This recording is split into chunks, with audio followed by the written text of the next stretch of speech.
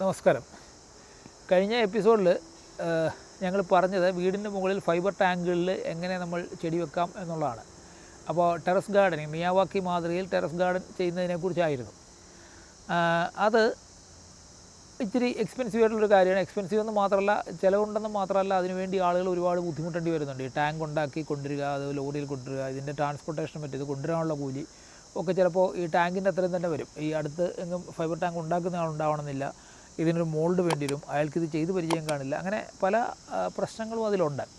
അപ്പോൾ അതെല്ലാം ഒഴിവാക്കി ഒരു ചെറിയ ലളിതമായ ഒരു പരിഹാരത്തെക്കുറിച്ച് ആലോചിച്ചപ്പോൾ ഈയിടെ ഒരു വാർത്ത വായിച്ചു. ഏതോ ഒരു വിദ്വാൻ ഹൈദരാബാദിലോ ബാംഗ്ലൂരിലോ എവിടെയോ അയാളുടെ ടെറസിൻ്റെ മുകളിൽ ഗ്രോ ബാഗ്സിൽ, വലിയ കൂടിയ കട്ടിയുള്ള ഗ്രോ ബാഗ്സിൽ 100 കണക്കിന് ചെടികൾ വെച്ചിട്ട് അതെല്ലാം കൂടെ അടുത്ത് വെച്ച് ടെറസിൻ്റെ മുകളിലൊരു വനം തീർത്തിരിക്കുന്നത് നല്ല ഒരു ഐഡിയ ആണ്. അദ്ദേഹത്തിന് തീർച്ചയായിട്ടും അദ്ദേഹം ഒരു ഭാവനയുള്ളൊരു മനുഷ്യനാണ്, നമ്മൾ അങ്ങനെ അംഗീകരിക്കണം.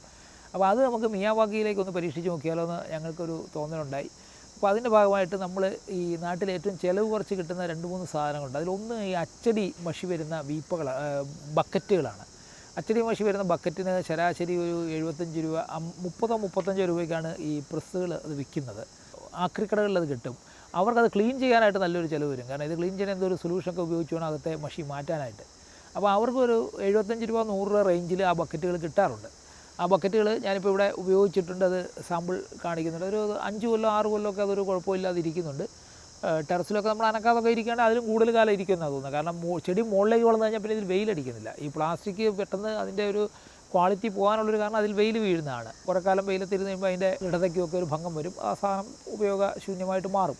പക്ഷേ ഇവിടെ അത് സംഭവിക്കുന്നില്ല, തണലത്തിരിക്കുന്നുണ്ട്. അപ്പോൾ അല്ലെങ്കിൽ ചെടിയുടെ തണൽ അതിൻ്റെ മുകളിലുള്ളതുകൊണ്ട്. അപ്പോൾ പിന്നെ വരുന്ന പെയിൻറ്റിൻ്റെ പാട്ടകളാണ്. നമ്മൾ ഈ ഏഷ്യൻ പെയിൻറ്റ്സ് പോലുള്ള കമ്പനികൾ പെയിൻറ്റ് ഇപ്പോൾ വരുന്നത് വലിയ പാട്ടയിലാണ്. കാരണം പണ്ട് അപ്പോൾ ഒരു വീടിന് ഒരു 2 ദിവസം കുറച്ച് ചുണ്ണാമ്പ് വാങ്ങിച്ച് കലക്കി അടിച്ച് ഒരു 15 രൂപ തീർന്ന കാര്യം ഇപ്പോൾ വീടിനോളം തന്നെ കോസ്റ്റ് പെയിൻറ്റിങ്ങിനായിട്ട് വരുന്നുണ്ട്. പെയിൻറ്റിങ്ങും അതിൻ്റെ പാരാഫേണലി എല്ലാം കൂടെ, ബ്രഷ് അടക്കമുള്ള കാര്യങ്ങളും എല്ലാം കൂടെ വരുമ്പോൾ വലിയൊരു തുക പെയിൻറ്റിങ്ങിന് വരുന്നുണ്ട്. അപ്പോൾ ആ പെയിൻറ്റ് വരുന്നത് വലിയ ഡബ്ബകളിലാണ്. ആ ഡബ്ബ വാങ്ങിച്ചു കഴിഞ്ഞാൽ അതിൻ്റെ തല മുറിച്ചെടുക്കാൻ പറ്റും. മുറിച്ചെടുത്ത് കഴിഞ്ഞാൽ അതിന് വാവട്ടമുള്ള ഒരു ഇത് കിട്ടും. താഴെ ഒരു ദ്വാരം കൂടെ ഇട്ട് കഴിഞ്ഞാൽ ചെടി വളർത്താനായിട്ട് ഉപയോഗിക്കാവുന്ന ഒരു സാധനമായിട്ട് മാറും. ഈ മുറിച്ചെടുത്ത തല നമുക്ക് ഉപയോഗിക്കാം. ആ തലയിൽ നമുക്ക് ഇഞ്ചി, മഞ്ഞളൊക്കെ പോലെയുള്ള സാധനങ്ങൾ വെച്ച് പിടിപ്പിക്കാൻ പറ്റും. കാരണം അതിനൊരു 3 ഇഞ്ച് കനം കിട്ടും. 3 ഇഞ്ച് കനം നമുക്ക് ഇഞ്ചി സാധനം ഒരു 2 ഇഞ്ച് 2.5 ഇഞ്ച് കൂടുതൽ സ്പ്രെഡ് ചെയ്ത് പോകുന്ന ഒരു പ്രശ്നം വരുന്നില്ല. ഇപ്പോൾ നമുക്ക് വേണമെങ്കിൽ 4 ഇഞ്ച് വെച്ച് വേണമെങ്കിലും മുറിക്കാം. മുറിച്ചിട്ട് അത് നിരത്തി വെച്ച് കഴിഞ്ഞാൽ നമുക്ക് അത്രയും സ്ഥലത്ത് ടെറസിൽ തന്നെ ഇഞ്ചി, മഞ്ഞൾ, കൂവ, അതുപോലെ ഈ വേര്, ചെറിയ കിഴങ്ങുള്ള സാധനങ്ങളൊക്കെ അതിൽ വെക്കാൻ പറ്റും. വേരധികം വേണ്ടാത്ത ചീര പോലെയുള്ള സാധനങ്ങൾ വെക്കാൻ പറ്റും. ചെറിയ പച്ചക്കറികളൊക്കെ, തക്കാളിയൊക്കെ അതിൽ നമുക്ക് വെക്കാൻ പറ്റും. അപ്പോൾ അതുകൊണ്ടത് വേസ്റ്റ് ആവുന്നില്ല. ഏതാണ്ട് ഒരു ആവറേജ് ഒരു 200 രൂപയ്ക്ക് ഈ വീപ്പ മാർക്കറ്റിൽ കിട്ടും. ആ പാട്ട വാങ്ങിച്ചിട്ട് അതിൽ നമ്മളിതുപോലെ മിയാവാക്കി രീതിയിൽ ഇത് നിറയ്ക്കുകയും എന്നിട്ട് നമ്മുടെ ബാംഗ്ലൂരിലെ വിദ്വാൻ ചെയ്ത പോലെ നമുക്ക് ഇവയെ ചേർത്ത് വെക്കുക. അപ്പോൾ അതിലാകെ ഒരു പ്രശ്നമുള്ള വെച്ചാൽ ഒരു ചെടിക്ക് വേറൊരു ഇതിലേക്ക് വളരാനുള്ള സ്കോപ്പില്ല, അതിൻ്റെ വേരുകൾ തമ്മിലുള്ളൊരു ബന്ധം ഉണ്ടായില്ല. അപ്പോൾ മിയാവാക്കി കാട്ടിൽ ഈ മരങ്ങൾ അടുത്തടുത്ത് നിൽക്കുമ്പോൾ അതിൻ്റെ എല്ലാം വേരുകൾ പരസ്പരം പിണഞ്ഞാണ് പോകുന്നത്. ഒരുപക്ഷെ അതുകൊണ്ടുകൂടാണെന്ന് തോന്നുന്നു ഇതൊക്കെ മറിഞ്ഞ് വീഴാത്തത്. എത്ര വലിയ കൊടുങ്കാറ്റ് വന്നാലും അത് ഈ 2 കാരണങ്ങളൊന്നും, ഈ മരങ്ങളെ തട്ടി മരങ്ങളുടെ വലിയൊരു നിര നിൽക്കുകയാണ്. 2 ഈ വേരുകൾ ഇതുപോലെ പരസ്പരം ഒരു ബന്ധത്തിൽ ആളുകളിപ്പോൾ കൈകോർത്ത് പിടിച്ച്, പണ്ട് ഈ ലാത്തി ചാർജ് വരുമ്പോൾ മറ്റേ ആളുകളോട് പറയും ഓടരുത്, എല്ലാവരും കൈകോർത്ത് പിടിച്ച് നിൽക്കാൻ പറഞ്ഞാൽ, കാരണം തിരിഞ്ഞോടി ആളുകളുടെ ദേഹത്ത് ചവിട്ടി കയറിയാണ് ഈ ഏറ്റവും കൂടുതൽ. ഈവൻ ലാത്തി ചാർജ് മാത്രമല്ല, എന്ത് അപകടം, ഇപ്പോൾ പശു വരണ്ട് ഓടുകയാണെങ്കിലും ആന വരണ്ട് ഓടുകയാണെങ്കിലും ഒക്കെ ആളുകൾ ഓടിയാണ് കൂടുതൽ അപകടം ഉണ്ടാകുന്നത്. അപ്പോൾ അങ്ങനെയുള്ള സ്ഥലത്ത് കൈ കോർത്ത് പിടിക്കുകയാണ് അതിൻ്റെ ഒരു സൊല്യൂഷൻ. കൈ കോർത്ത് പിടിച്ച് കുറേ ആൾ നിൽക്കുകയാണെങ്കിൽ പിന്നെ അതിനപ്പുറത്തുള്ള ആളുകൾ ഓടാതിരിക്കും, ഓടി വരുന്നതിന് അതിലിടിച്ച് നിൽക്കും എന്ന് പറഞ്ഞ പോലെയാണ് ഈ മരങ്ങൾ പരസ്പരം വേര് കോർത്ത് നിൽക്കുന്നതുകൊണ്ടുകൂടെ ആവാം കൊടുങ്കാറ്റുള്ള സമയത്ത് അത് മറിഞ്ഞ് വീഴാത്തത്. അപ്പോൾ ഇത് ഞങ്ങൾ അങ്ങനെ ഒരു മാതൃകയിൽ ഇവിടെ ചെയ്യുകയാണ്. ഇതൊന്ന് നോക്കുക.